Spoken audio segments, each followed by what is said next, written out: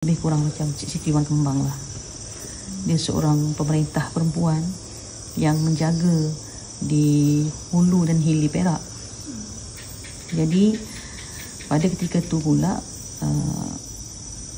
Sultan Muzaffar Shah I memegang tahta.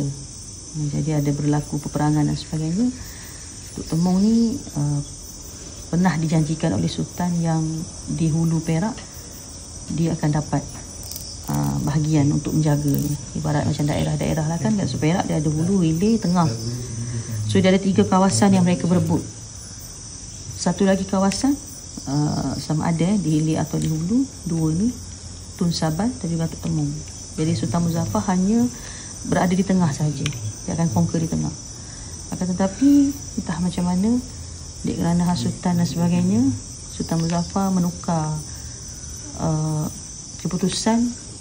Waktu tu rasanya dalam pertabalan, tak silap cikgu, dia bawakan mustika embun tu. 3 mustika embun tu hadiah sebenarnya daripada Temung kepada Sultan Muzaffar.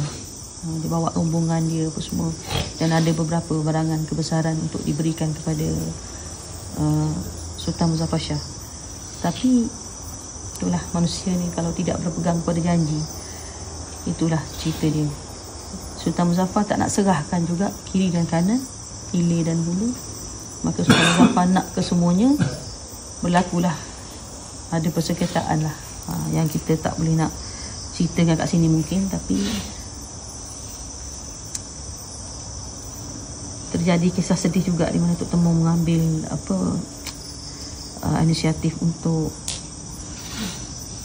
nak lawan raja.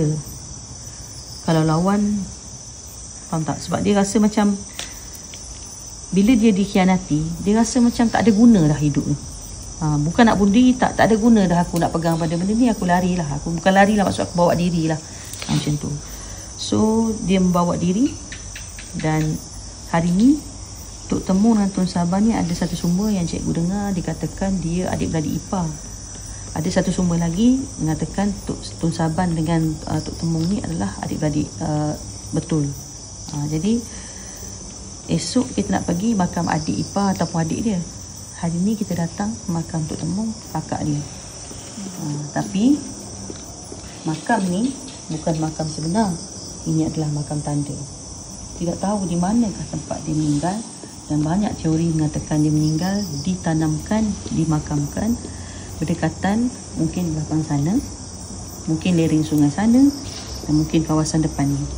Siapa-siapa yang mungkin nak rasa lah, boleh dapat try tengok macam mana. Kalau rasa lah, cikgu banyak kali dia datang sini. Sudah lama sangat cikgu tak ziarah dia ni.